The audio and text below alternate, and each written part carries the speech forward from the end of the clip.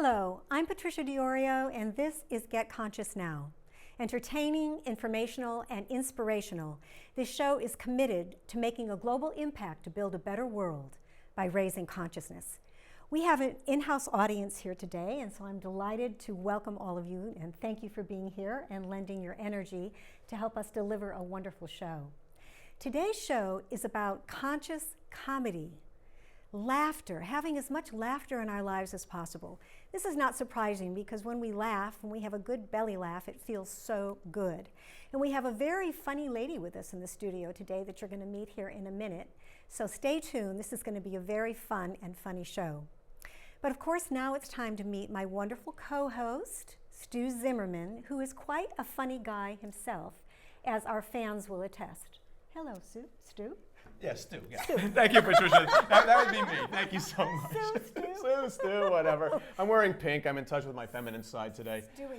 Yeah, welcome everybody, and welcome to the program. In fact, it's actually a bit of a reprogram because what we're really doing is looking at life through a new lens with a little more awareness of what's possible for our lives, how we can bring out the best of who we are as human beings, and also have this sense of lightness and love because we may be here for a limited time only.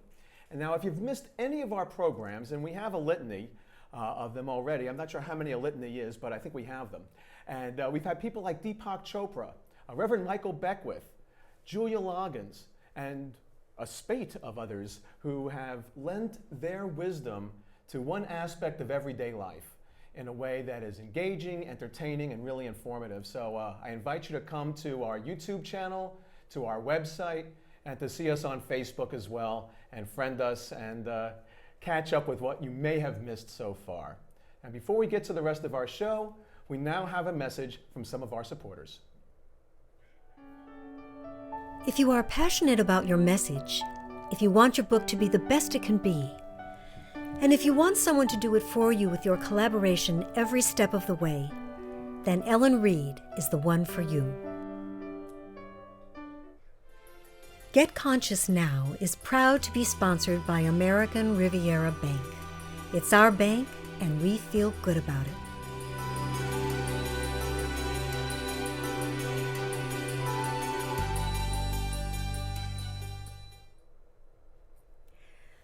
Laughter. So there are reams of information about the power of laughter to heal. And perhaps one of the most documented pieces of all is Anatomy of an Illness by Dr. Norman Cousins. And he discovered that 10 minutes of a hearty belly laugh gave him 2 full hours of pain-free sleep. He has an amazing story. And our guest today has a very amazing story herself. She is Karen Love Lee, who is a consciousness coach, a comedian, and a transformational speaker. She has an impressive array of credentials, and she has also appeared on CBS, ABC, NBC, Fox News, and also Wall Street Select. And today she's on GCN, Get Conscious Now. So we're delighted to have her joining us today. Thank you very much for being here today, Karen. Welcome to the show. Thank you, Patricia. It's a Thank pleasure. you, Stu, so much. I'm so happy to be here. Yeah, it's wonderful. Wonderful to have you. Thank you. So let's just jump right in and hear about your story. Oh, what I wanted to mention, and I didn't, but this is very important, is how you define yourself, how you describe yourself, going from suicide to self-evolution to stand-up comedy. And that was an important point, but I want to make it now, so Thank you. The floor is yours. Well, let's talk about the suicide piece. That's the funnest one of it all, right? Is a suicide. I attempted suicide in 2008, and it was really just the final nail in my coffin, so to speak, in that I had a lot of self-hatred and self-loathing from a very young age. And I had low-grade chronic depression, and I didn't know it. And when I started my transformational journey in 2009, I discovered all of this, and am at a point now where I can share it, and I'm proud of it because it got me here, and it helped so many people to just be able to talk about it. And now I'm able to laugh at myself and not take my life so seriously, because I was a very introverted, introspective child. At about 8 years old, I was questioning my existence, the meaning of life. All I remember was, here I am, I'm unhappy, and I saw life as just work, being unhappy, and then death. And I had no idea why I was here. And my whole childhood, I had been contemplating, the reason for living. I wasn't a normal child who was playing and laughing and singing and light and bright and just couldn't wake up, couldn't wait to get up in the morning and play. It was like, I don't want to be here. I don't understand why I'm here. And so it had been a long journey of soul searching, and so how did you make that shift? Because it sounded like you were getting to the place where, it could have gone either way. Yes. Well, wow, big question. I want to say divine intervention, number one, is that I should have been dead a long time ago. I mean, the things that I did, the things that I didn't do, the way that I ran my life, I always had that death card in my back pocket. It was never like, oh, I'll just, make it through. It was like, no, if I can't really understand why I'm here, I'm out. But what really did it was when my sister finally died from a very slow suicide, drugs, alcohol, eating disorders, to cover up the pain of incest. And that was in 2006. It took me about 2.5 years after that, because of the guilt and the pain, that I was so riddled with guilt that I was not able to help her or have her choose to live and stay. And finally, I just lost it. I just said, I see no point. It got worse and worse over time. What actually had me change my mind was the voice of one friend of mine. And it was a charity event I had planned. It was the last event. I said, that's it. After this event, I'm out of here. And I had chosen my modality. That's when you know it's serious. There are many times I was suicidal, but I didn't choose the way I was going to kill myself. But this time I chose. And I was going to starve myself to death, so I just stopped eating. That was it, because I couldn't stand blood. Like, I couldn't shoot myself because, I'm too much of a coward to shoot myself. And at the end of the charity event, he pulled me aside. He said, look what you've done here. Imagine if you had done this coming from a place of your full potential. And I was like, yeah, whatever. But I was dead inside. I clearly I was very thin, and I was just going through the motions. So I was listening, but not really. And then he said, Karen, I may not want to contribute to the world. Like, you want to contribute to the world, but I want to contribute to you. And he put me into coaching. He said, I want you to go into coaching. And I'm like, I just said, I graciously accept. I had no idea what he was talking about, but there's something shifted in me where he saw in me what I had lost in myself. And he reconnected me to that. So that was just a little spark. He sparked that hope for me. And then I actually procrastinated, and I, kept putting it off and my life got worse and worse and worse. And then finally a stranger said, what the F are you doing? Your life is effed up, just go. And I did. And that gave me the will to live, which was interesting because I learned about how the brain computes information and how the subconscious mind is impacted by our language, and about perception and brain science. And I was able to put it all together. And that's actually what had me choose to stay, is I finally realized that everything I thought about myself was a lie. Everything I was believing about myself was a lie. And because I just thought, because I had been through bullying, discrimination, racism, growing up in New Jersey, I was the only Asian girl in my high school 1200, besides my sister and 3 FOBs. FOB? Fresh off the boats. They have a show now called Fresh Off the Boats. They do? Yeah, Fresh Off the Boat. Yeah, can you believe it? On ABC now, I'm like, no way, that is my story. Like a lot of the things that are in there, right, I can relate to. But that was it. And so it was very painful for me, but it really started from early childhood. I mean, that was just icing on the cake for me, or it just exacerbated the pain. But the pain actually came from when I was about 1.5 years old. I remember clear as day, my sister was my eldest sister, 15 years older than I was. She was leaving, and I knew she was leaving. I didn't know why, but I remember her standing there at the garage door. She was wearing a furry hat with furry balls, and I said in that moment, from diagonally across the room, I said, "How can she leave me? Doesn't she love me?" And that was it. And I call that the mind virus. The first mind virus set in, and I carried that with me until about 6 years old. And this is the sister that No. died. Oh. So the sister that committed suicide in 2006. It's your younger sister. Yes. So that was the youngest. So the oldest left, which broke my heart. That's stored in my subconscious mind, and I just carried it until the next crisis or trauma happened. And that's how I believe it all works. And so then at 6 years old, it's like a movie. The next incident happened where the deceased sister was being born. She's the third sibling underneath me.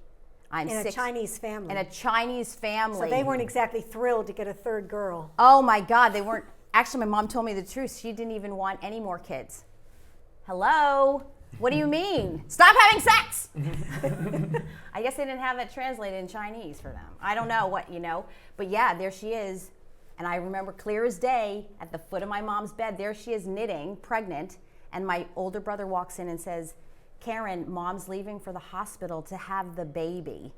Boom, in that instant, another trauma. And then I said to myself, oh no, now I'll never have a chance to be noticed. And that set into my subconscious mind. So then cut to, see, I don't remember anything else, but then cut to the next scene in my film. And I believe we all have this in our lives, right? The next scene is my best friend's mother across the street tells me there's a garage sale up the street, go and buy your mother a present and bring it to her in the hospital. I don't know where I got the money. I walked up a busy street, down a busy street to the garage sale, bought her this little pink vase and these little white tulip flowers. And I cut to the next scene, the hospital room. There my mom is laying there, and then the hospital table at a diagonal. I walk up, I'm like, this is it. She's gonna love me, she's gonna notice me, she's gonna just wrap me up in her arms and tell me how much she loves me.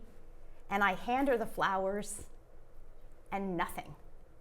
And I remember it because it's all stored, right? There I was, desperate for love from her. And she just took the vase, she put it up on the table. And in that moment I said, now I have to be perfect to be noticed. And that was my addiction. I am a recovering perfectionist. Yeah. I can't relate to that at all. Luckily you don't have to, you're perfect. Yeah.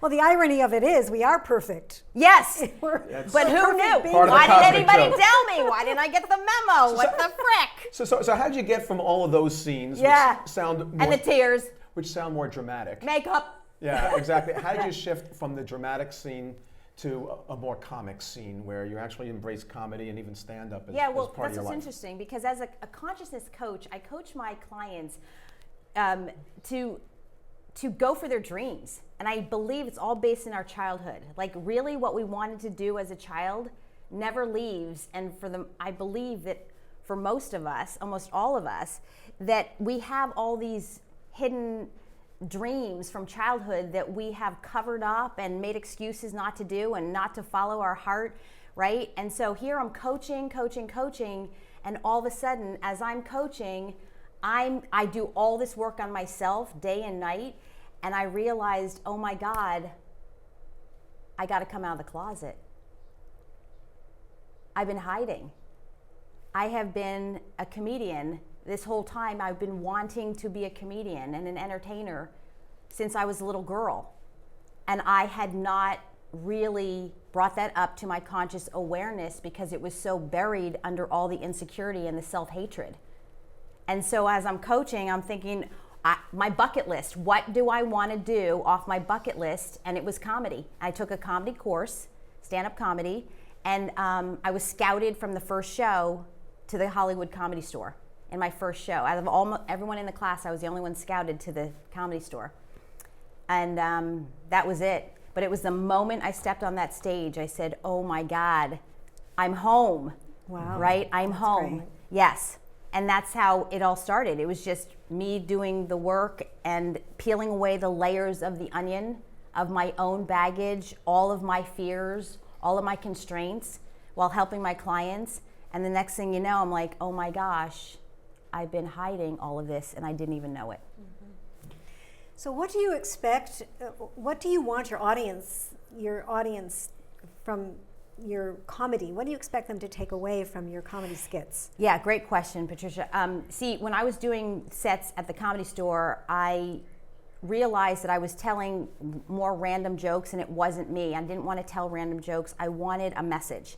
I wanted a message to radiate and bleed through, my comedy. And I want, the message is, if I can do it, anybody can do it. It's never too late. There are no excuses, even if it's just for fun. The message is that, whatever you want to do, I want my audience to go, wow, I have been wanting to do this too. There's no reason why I can't. I want the audience to leave. Yeah, drink the 2-drink minimum, right? But also walk out of there going, that was hilarious, and I'm quitting my job and I'm going to be an artist. Or I'm quitting my job, I'm telling my husband, you know what?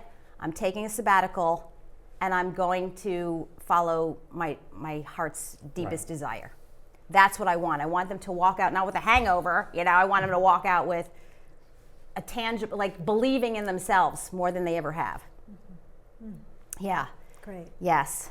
And you're starting a one-person show really soon, right? Oh my God. What was I thinking? Yeah, I'm actually doing next Saturday my first one-woman show. Wow. 90 minutes. See, 5 minutes on the stage wasn't enough. So I said, I got to do something more. But that's not really the reason, is that so you went to 90 minutes. Yeah, I went to 90 minutes because I need more time. There's nothing in between.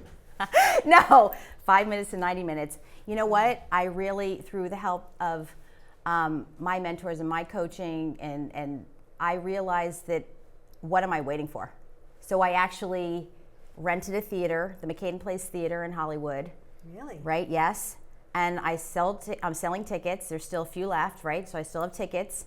And I'm also linking it to my charity, to my nonprofit, my 501c3, which is Equine Therapy for Suicide Survivors. Wow. And that was, when my sister died, that was the foundation I started, and I put it on hold. And now I resurrected it, and now I'm starting that up again. And every show that I do is linked to the charity and other charities, not just my own. So there's a grander purpose. So it's my coaching, my comedy, my story, my vulnerability in a live show. So I can get to more people. And the game is to have it be entertaining, right? So I'm awakening your passion. I'm awakening, those childhood dreams that you've had that you forgot you ever had them. Mm-hmm. Yes. Yeah. And so you get coaching, you get laughter, you get entertainment, you get therapy.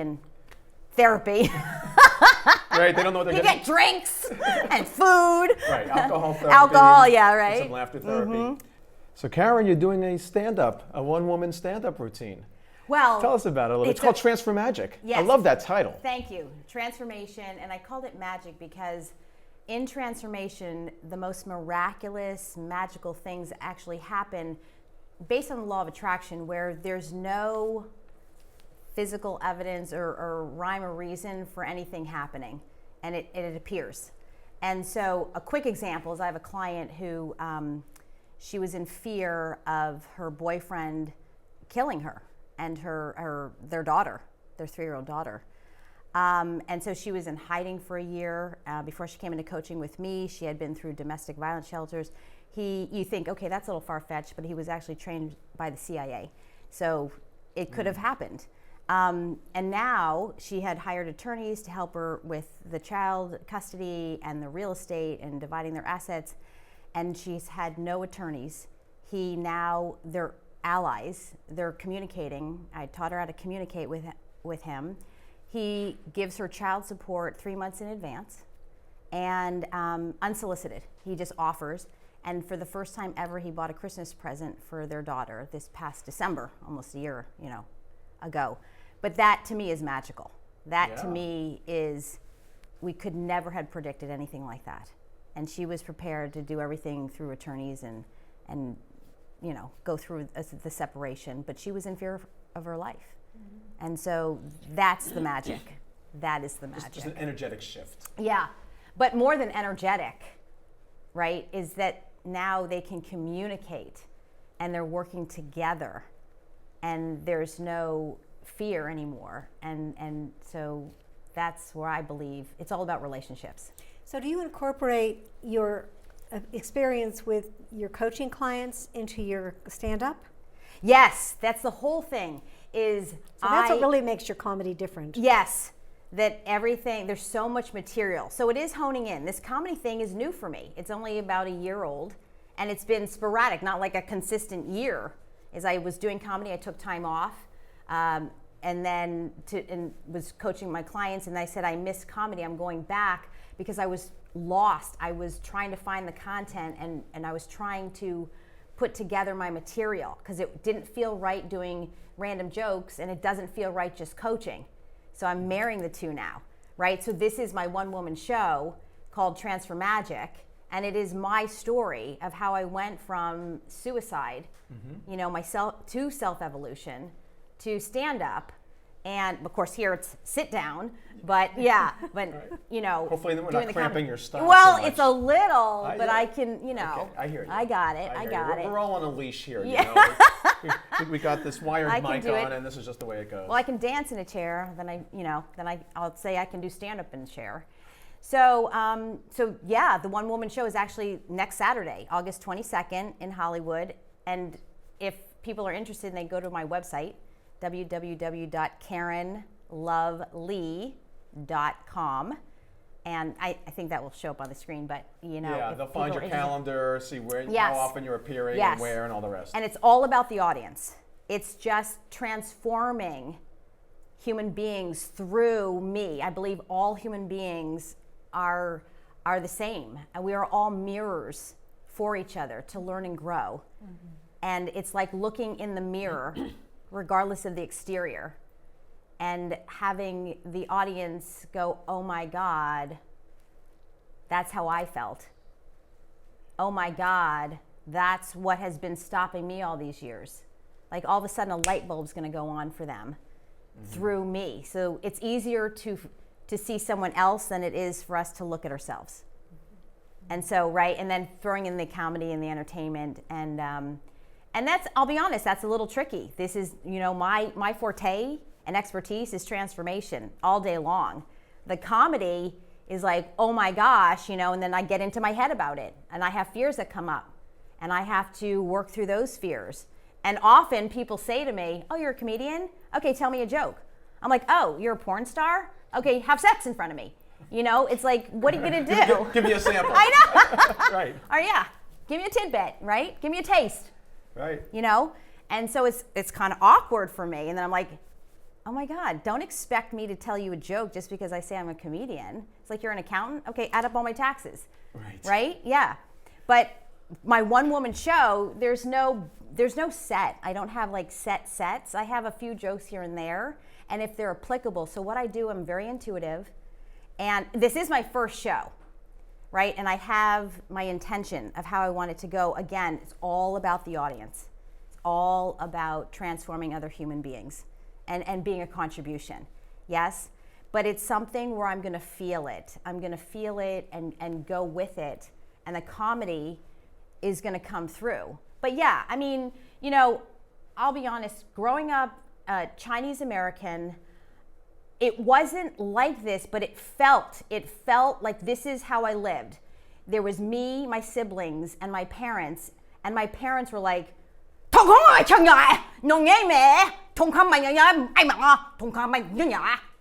translation, you got A- in math. You bring shame and dishonor on family. Lovely. I was so, I mean. That's how you got your name. Yeah. Lovely. Right? And I just felt like, do you understand? Like this was the script going on in my head. Was a lot of it real? No. But you know, as a kid, I was so stressed out. I was like, I don't know. And there was something in me, even though they never really shoved anything down my throat, but it was an energy that I felt coming from them. You know, and I was so stressed out as a kid that all I wanted to do was that Chinese thing with the needles, you know, heroin. Yeah. Speaking of heroin, that perfectionism drug is worse than heroin. Highly addictive, that's for sure. Highly addictive, but justifiable, socially acceptable, Got it. rewarded. Right, and you can hang out with was- others and all do perfectionism together. Yes, I was rewarded for my achievements coming from an Asian family. I was undefeated as a swimmer, and every time I won, I got something. I got new boots. I got whatever I wanted from the store. My parents would buy me whatever I wanted. I was rewarded for trying to be perfect. And as the time went on, you would think, oh, that's okay, but I was really vying for the attention of my parents. I wanted them to hug me. I wanted them to hold me. I wanted them to see me, to love me, you know, to just once wrap their arms around me and say, I love you, you know, we love you, and you're so cute because you look like a baby seal. Nothing! Jesus Christ, Chinese people. So what is it? What do you think it is about their background and what they grew up with that seemed to be so closing the heart down? Yeah, well, it's they've done studies on this too, but you know, genetically what's carried down are belief systems. And I believe it's the belief systems, right? I can't blame my parents. I hated them, by the way. I hated my family. I hated myself. I hated human beings. I hated life. I just came out in hatred and anger. My parents, the Asian culture, very unemotional. We never, you know, we were seen but never heard as children. I was very quiet. I never spoke. My parents, the same thing. They didn't know how to deal with their own emotions. How are they going to know to help their children? So at first I was blaming them, and I hated them because they couldn't see me, and I didn't feel love from them. But now I see that they were only doing what they knew. Only They didn't what know they knew. anything else No. because their parents didn't express love to them. So they were Exactly. doing essentially what they were taught to do, or the only thing that they knew to do. Yes. So they projected all of that lack of self-love onto their children by not expressing their love to you. Absolutely. You know, and I mean, it's common. We haven't been really taught to love ourselves because our parents didn't love themselves. Exactly. And now that's beginning to shift, thank God, as you know, as conscious young people are having babies and raising their kids Yes. in a very loving environment. So therefore, the name Love, your middle name, came out of your learning to love yourself. Right? Absolutely. Well, I'll tell you the truth. The love came from my social media person that I had hired at the time to do my social media. She said there are way too many Karen Lees, so we have to add something. And she said, you know, what about love? And I'm like, doesn't that sound like a porn star's name? I'm like, well, wait a minute. If this whole thing doesn't work out, I got another job and I don't have to change my name. Something you can fall back on, so to speak. Yeah, exactly. It'd probably be easier work, huh?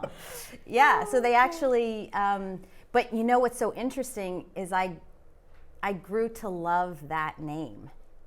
Like, I'm really happy to have that name because the lack of self-love, the lack of love, right? And words have energy. Oh, yeah, Words absolutely. have energy. And so by adding that name, it has really, like, I love adding the love. So Plus, it works. Karen Lovely. Yes, Karen. lovely. Yes, thank you. Lovely. Well, thank you, Lovely Patricia. Karen. You're welcome. Yes, and we're mirrors. Yes, You see that's this? right. So you're just as lovely. Thank you, darling. Yes, you're welcome. Okay, so I know we've touched on this, but Yeah. I want to ask again, just for clarity, because the show is really about conscious comedy. What would you say are the distinctions between, let's say, a regular stand-up comic act and yours from the standpoint of bringing consciousness into it?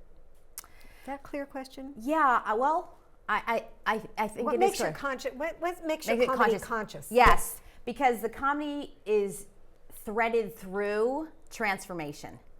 The comedy is threaded through and a result of shifting people's consciousness and teaching them, you know, what I have been able to do for myself.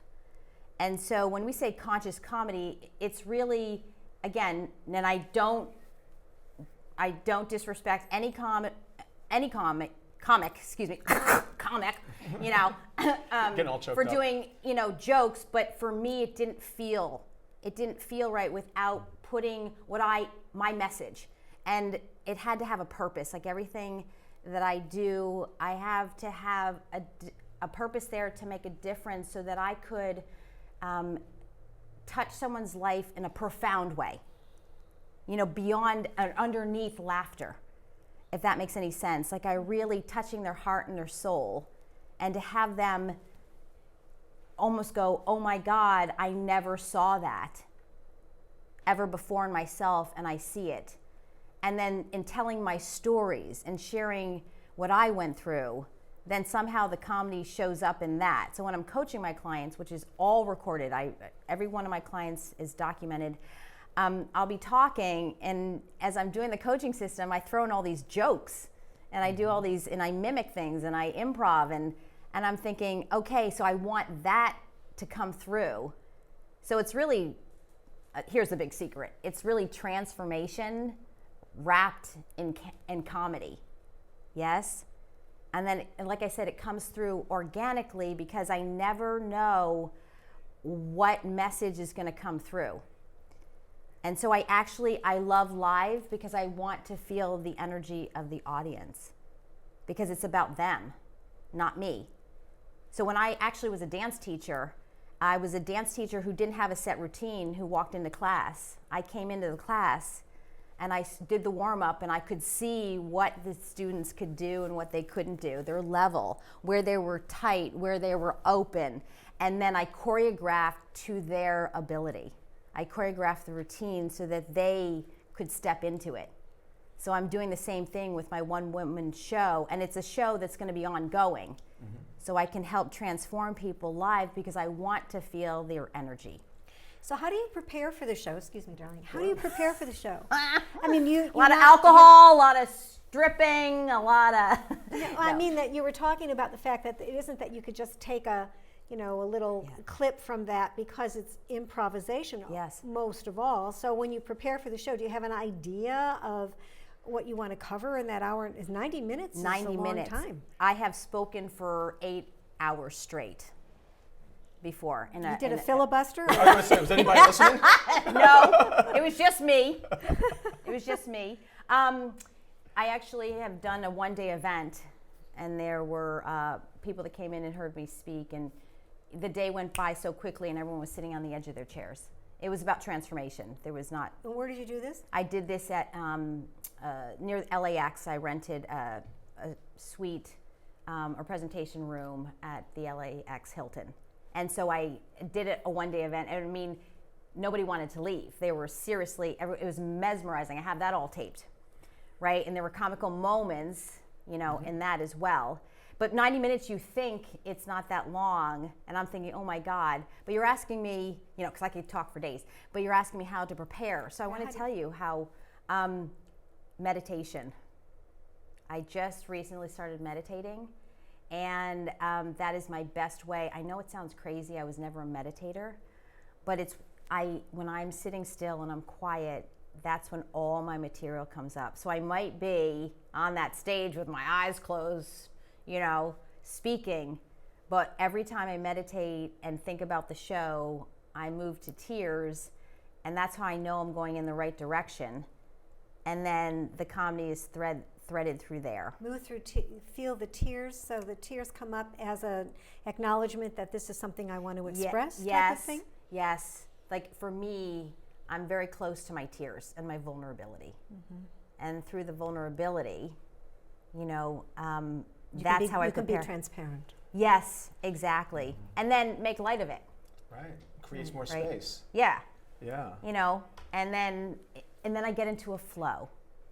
And as a comedian, I don't want to have a set script or set, because I've seen comedians, and if I've seen them more than once or twice, they'll tell often the same jokes. Mm-hmm. And I've already heard that, and I think you're great, but I'd like to hear some new material. Agreed. That's just me. Yeah. I'm not judging, but if I'm gonna follow you and I love your comedy, I don't want to hear your same joke over and over, because you're so brilliant, I know you have more material. And some of the greatest comedians they say that's it. Louis C.K. right after, he throws out all his material after a year, and then he has to write new material. Jerry Seinfeld did the same thing, right? Yeah, I say throw out the material, so that's why I want to do it this way. Now I have the standard joke. You might hear the heroin joke there, you might not, I'm not going to tell you, and then I have to feel it. But if that makes any sense, so every show is different, and every show is going to touch on something that I feel that'll come through me. Yeah.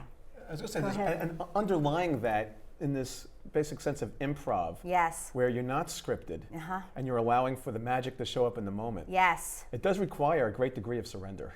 Yes, and really letting go and trust, because you're putting yourself out there. All these people are watching.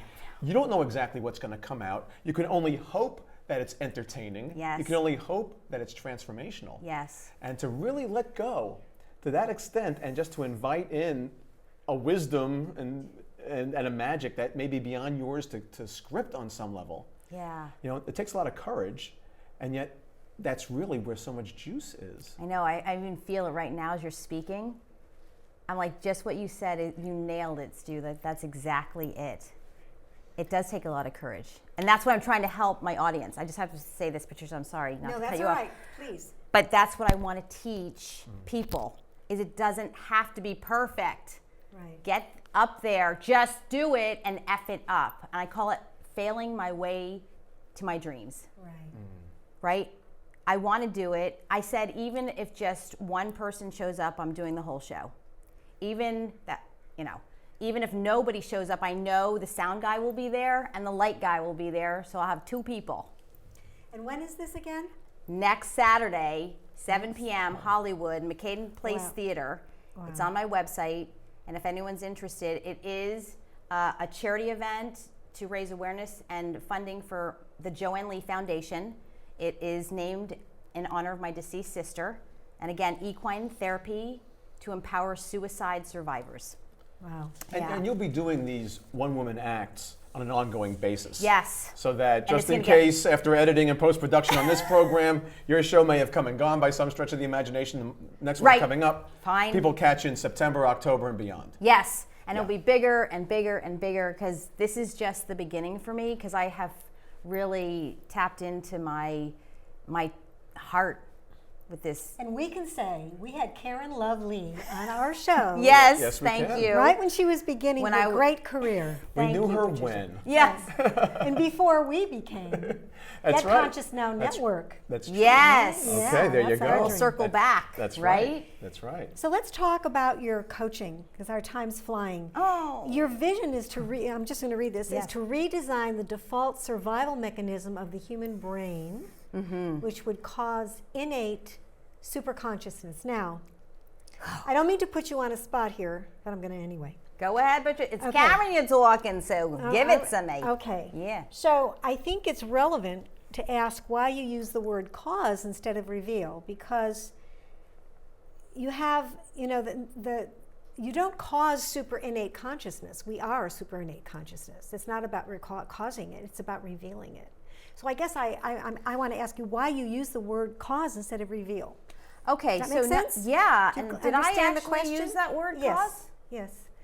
Oh. Yeah, which would cause innate superconsciousness. Oh. Okay. I don't know that I use that word, but I'll answer the question, right? If okay. Well, maybe that would maybe I read it wrong, but. Okay, but Do you understand what I'm saying? Yeah, we can't cause something that's already there because it's there. Okay, so maybe a better word, right, would be tap into. Or reveal. Yeah, or reveal. But I like the word tap because it is buried, it is hidden. The brain is so devious. I mean, the fear mechanism is so devious to hide the things that, I should say it this way. The brain wants to keep us in what's most familiar, family, to keep us safe. It's a preconceived safety or a false sense of safety. But really, early on in childhood, once those neural connections are formed, they become embedded and encoded over time. In our brain. That's right. And subconsciously, the vibration is sent out, and he continues to attract the same situations that would ingrain even further. Reinforce those until you connections. become conscious Yes. and aware of the triggers, so that you can then observe them from that place of objectivity. And I know you're familiar with Yes. Joe Dispenza's work. He's the neuroscientist, right? And he wrote "You Are the Placebo" and Yeah, a whole big actually, I'm not. Oh, you're not familiar with No, him? Oh, well, then you I'm ought not. to be. Yes, Yeah. then I ought to be. And he says something that I love to quote. He says that when we can, oh my God, I'm having the same thing I had in the show. You're going to ask me to bail you out again? I Tap don't into know. that super consciousness. You know what? I'm going to shovel Tap some in. dirt on you. I think you're on your own on this one, lady. No, I'm going to get it. Okay, so he's talking about when we can have a memory. Here it is. Thanks. Yes. Thanks. When we Thanks, when we Joey. have a memory of something Yes. without an emotional charge attached to it, Yes. it's called wisdom. Mm-hmm. Memory without an emotional charge is called wisdom. Exactly. So we can go back to our childhood and remember the trials and the Yes. traumas and the Yes. molestations and things that happen in people's lives Yes. that run us up to the Yes. point where we can become conscious and aware that it's just a thought form that we can change. Yes. So when we can observe ourselves being triggered but not feel the emotional charge of anger, sadness, grief, disappointment, whatever it would happen to be, then it becomes wisdom. Yes. Because we don't want to have our memory wiped out about our childhood. We Right. want to be able to use it, right? And Course in Miracles, which I studied for many years, says the past is gone except for its beauty, and all that remains is a blessing, right? So we want to Yes. be able to remember our past, but without that emotional charge. Absolutely. So beautifully said. Thank you. Yes. However, the reality of that, because the brain can get triggered at 1/500th of a second up to 7 seconds without any conscious awareness. That's where it gets tricky. Beating 1/500th of a second, if that makes any sense. So let me give you a quick example. You know, anytime I go to do something, a new show, or to get up onto the stage again, I stopped, I will be triggered into a past fear back when I was 11 years old. And my fear has nothing to do with me getting on the stage again at the Comedy Store. My fear has everything to do with 11 years old when I was riding a horse in my first horse show and couldn't get my horse over the jump. Do you understand that? It's virtually impossible to catch that. So now this is deep. The fear getting on the stage tomorrow is really related to me following my passion and failing at 11 years old. You see that? And that's where we're talking about super consciousness, to be aware that that's going to be the trigger. We don't become super conscious until it happens, and I believe we go back, and that's what I do, we go back and detect that fear-based trigger early in childhood. It's really 19 years old and under that I deal with my clients. And it has produced profound, unbelievable magical results, right? So that's when we're So tell tapping us into about that. your coaching. What makes it different Yeah. from other coaching then? You know, I mean, no, you're giving us a flavor of that. But Yes. because there's so many, coaching is kind of Yes. like one of these words today that Yeah, it's can go in all these different directions. absolutely. And, what? Well, different, I can say that I can only speak, what I feel is different is focusing on the childhood fear triggers. Now, I'm not saying that's different, but I consciously go into the subconscious mind using my keen intuition and sixth sense. I do that with my clients, and it's my process that has worked for me. I'm only teaching and coaching from what has produced and catapulted my life in a very short amount of time, right? So I don't know if you want to call it different. I don't know too many people that do what I do. I haven't met them yet. I hope there are more people, because I believe it is the most effective way, based on the neuroscience and the language. The way to reprogram the subconscious mind is through words. no matter what language we speak. So, and I practice what I preach. I'm constantly educating myself, coaching myself, and doing it, and then I teach from my experience and teach from my mistakes and then teach from my successes what has worked. So I can only say, I hope that answers your question. And would the result be that you're literally creating new neural pathways? Absolutely. And new connections? Yes, and it's called neuroplasticity, the brain's ability to grow. The only way, it's very simple, not easy, very simple. The only way to enhance neuroplasticity is to stay in the unfamiliar, the uncomfortable. That is the only way. It has to be new and it has to be scary. I love what Bob Proctor says. At this point in my life, I no longer do anything that doesn't scare me and excite me. You no longer do? He no longer does. What right. doesn't scare him. Sorry, yes, thank you. Yes. Thank you for correcting me, right? Yes. I no longer do anything that doesn't, thank you, scare me and excite me. Mm-hmm. Sounds like love. Yes, right? So that's the staying in the unfamiliar. That's why I keep challenging myself. That's why I keep going for the things that scare the crap out of me. That would include relationships, career, yes. Yeah. Fun, bucket list. Well, we've kind of run out of time here, you know. I can't believe it. Yeah. Well, this was great. Oh, thank you. But I have to do this. Yeah. The pearl. I'm going to ask you for your pearl of wisdom here in a moment. But I have a very off-the-wall question, and it doesn't even seem like it's related, but I'm going to say it anyway. Please. Right? Do you have a belief in angels and guides? I do. You do. I had a feeling that you were closely connected there. Will you just share about that a little bit? Oh, no. Now I'm going to really start crying. I don't know if I say angels and guides and use those words, but I absolutely believe, because I should have been dead many times over, that I was absolutely destined to be on this planet to serve a huge global purpose. And it is my divine calling and my divine destiny to do this.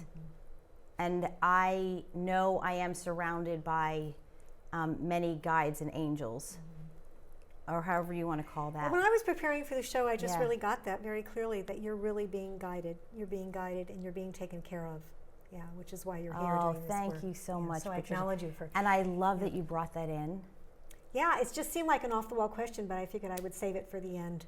I know. So, the very end, pearl of wisdom. If you could take this show and sum it up into something you would like our audience to take away, like a pearl of wisdom, the essence of what you have, of your message, what would you tell them? And your camera is right over there. Okay, well, I would absolutely want to say that no excuses. There are no excuses. We definitely die, that's a guarantee. You absolutely want to go for everything that's truest to your heart, your body, and your soul's deepest desires. I absolutely stand in that. I say, frickin' go for it, and do not ever stop yourself. Either way, we die. So I know a lot of times people, they actually choose to survive their life until death. And I'm saying live it out, take chances, take risks, and go for it. And be willing to have your heart break, because the real heartbreak is not ever going for what you want most. Great. Beautiful. Thank you so much. Thank you. Thank you so much, Karen, for being Thank you. here. I'm so honored. Thank you for having me. Yeah. I wish I could have stood up and did more comedy. Well, we were limited by our time. No, I know. But maybe people will come and see your show. So Karen's One Woman Show is going to be next Saturday night, the 22nd. In Hollywood. At McCaden Place Theater. McCaden Place Theater. Okay, yes. good. Yes, at 7 p.m. And they can go to my website. Great. KarenLovely.com. Maybe I'll even come down. Yay! Yeah, I'd and, like to do and that. bring I've your got son. family coming in. Yeah. Okay, great. Thank you so much. Thank you so Karen. much. Appreciate Thank you, it. Stu, so much. Yeah. Thank you. Well, that was fun. It's time to hear from our own funny guy, Stu Zimmerman, with his Stu's Views. Take it away. Thank you, Patricia. You're welcome, darling. I'm going to do my best. Okay, you always do. All right, here we go with this edition of Stu's Views. And we're going to consider that this world that we live in, by some measure, is reality, right? So let's consider that it's a reality show. Now, if it were to be a reality show, it would have a theme song. And I'm going to offer up that this would be the theme song. And it kind of goes like this. Da-da-da-dun, da-da-da-dun, da-da-da-dun, da-da-da-dun, da-da-da-dun. That's right. It's the Addams Family. But you know, it's not the Addams Family with the two D's. It's Addams, A-T-O-M''S. Because in fact, isn't that true that that's who and what we are? Ultimately, on a physical level, what we're all made out of. Atoms. Who isn't? Right? So if we were to take that a step further and say, okay, on a physical level, all we are a bunch of atoms, and that's what you are, and you are, and you are, and we are, and that's all there is in all of this material world that we live in. And if we really were to take that in on a deeper level, then just maybe this reality show would be much more of a comic romance or a romantic comedy with bits of adventure and maybe some fantasy mixed in, and not so much horror and not so much drama. Because ultimately, again, we're all made of the same stuff. We're all interconnected with the same stuff. We're all here breathing the same stuff. You exhale, I inhale, I exhale, you inhale. We're all breathing each other in. Our cells are interchanging left and right on our atoms and subatomic levels, and we're all interconnected. And if we really were to consider that to be the case, and we're all just atoms here, now it's just a matter of how are our atoms going to dance, right? How are we going to feel inside these physical bodies of ours that make us feel deliciously happy, loving, joyful, harmonic, connected, and just feeling great to be in these skin and bones?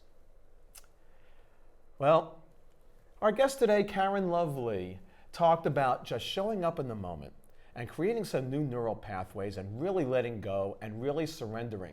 And even offered up the quote of Bob Proctor, a bright guy who talks about just surrendering and only wants to do what is uncomfortable, unfamiliar, and scary. Which brings me to the topic of love. Because isn't that ultimately what we're here for? Isn't that how we really want to have these atoms inside dance and sing and hum? And it is true, and I've mentioned this in some of the other Stu's Views recently, that I am deeply in love with this beautiful woman named Wendy, and God bless her for bringing her in my life, for whatever it is that came into my life and how she attracted me. And actually, I gotta mention that last time when I talked about Stu's Views, the kind of dance that my cells are doing and the atoms are doing, it was kind of VD, you know, vibrational delight. And so when I'm vibrating in this delightful place, that's how my true love gets a chance to recognize me. And if I'm kind of laying low and I'm nervous and having those old neural pathways, if I'm not enough and all the rest, well, I ain't dancing, I ain't humming, and she can't see me. So if I can bring it all around and come back to you and me in those rare moments when we're feeling depressed, sad, and dare I say even alone, I'm inviting in a theme song. Da-da-da-dun, da-da-da-dun, da-da-da-dun, da-da-da-dun, da-da-da-dun. And we're all atoms once again. And that's it for this Stu's Views. Now we have Patricia and her beautiful quantum quotes. Thank you, Stu. That was beautiful. I love it. Yeah. I enjoy your Stu's Views. I'm so glad. And I really never know what Stu is going to come up with, but it's interesting today because my quantum quote is going to tie right into what he was talking about. Because my quantum quote today is coming from Dr. Norman Cousins. So he's a cousin, part of our family. There you go. Like Uncle Fester. Uncle Fester, that's right. Excuse me. So Norman Cousins was the father of laughter therapy. He was born in 1925 and he died in 1990. And he had a very, very successful, auspicious career. as the editor of the Saturday Review for over 30 years. And he, in an article in the New England Journal of Medicine in 1976, he talked about he accounted his own story of how he healed himself with humor, laughter, and massive doses of vitamin C. And this is right around the time that Linus Pauling had actually invented or discovered vitamin C. And his doctors, he had around this time had contracted this very, very painful, life-threatening arthritis. And the doctors gave him very little chance of recovery. So he decided that he would accept responsibility for his own healing. He became his own healer. And he dove into research. And what he discovered is so interesting because it ties right into what Stu's talking about.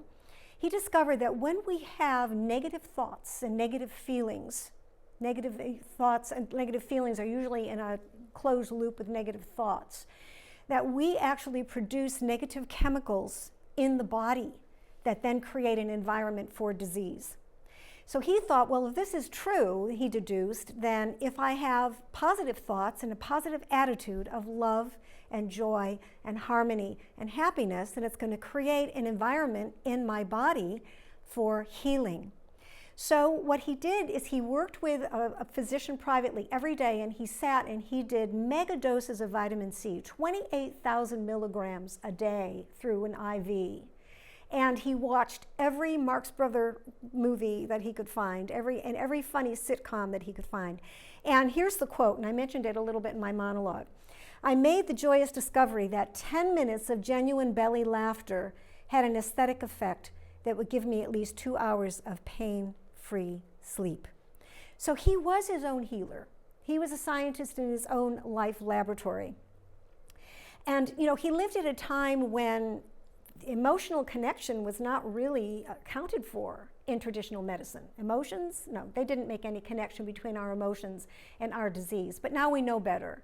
We know that how we feel, how we think about how we feel has a direct impact on the cells of our body. Our cells are informed by our thoughts, perceptions, and beliefs, by our environment. So I want to close with another quote that's also from Norman Cousins, and I love, love, love this. He says that laughter is inner jogging. Think about it. Laughter, the visual. Laughter is inner jogging because when we're laughing, what are we doing? We're actually exercising the insides of our body through that laughter, through our solar plexus. And our heart is opening because we're happy. We're feeling no stress in the body, and we're actually healing ourselves. So happiness heals, love heals, and laughter heals. Laughter is inner jogging. So let's be sure that we get plenty of exercise every day and laugh a lot. And that's it for today's episode of Get Conscious Now. Thanks so much, everyone, for watching. Until next time, Get conscious now. Yay!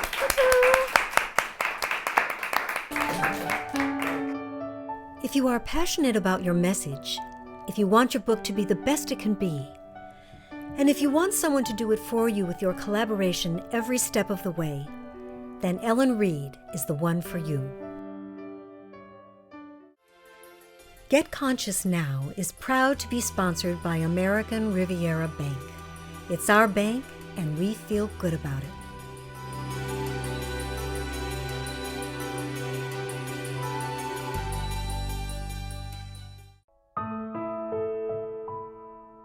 When I was growing up as a kid, I used to go around with him and watch him.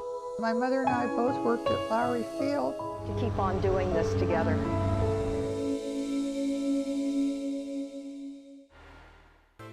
Welcome to State and Fig, located in historic La Arcada Plaza in downtown Santa Barbara.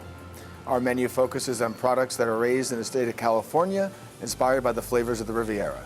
And we are proud to be sponsoring this program. I'm attorney Gregory Lowe. I will prepare your trust, bankruptcy, divorce, conservatorship, probate, evictions. All of this I can do at an affordable price and with caring. Thank you very much. Hi, I'm Kelly Brandenburg. I've been a stylist for the last 15 years. I'm a color specialist, as well as I provide a wide variety of other services. You can find me at 19 Blue Salon in the heart of downtown. I'm happy to be a sponsor of Get Conscious Now.